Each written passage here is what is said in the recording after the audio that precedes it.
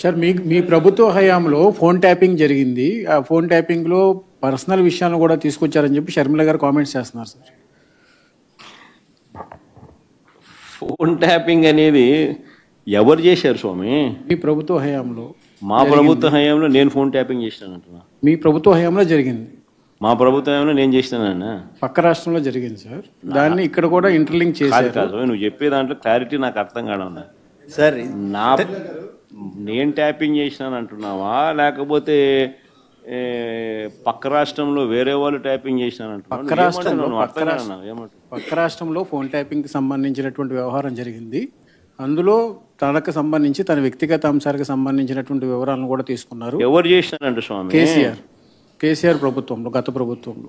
కేసీఆర్ ప్రభుత్వం ఎవరిని phone tap చేసింది? షర్మిల గారు. కేసీఆర్ ప్రభుత్వం షర్మిలమ్మని ఫోన్ ట్యాప్ చేసిందా?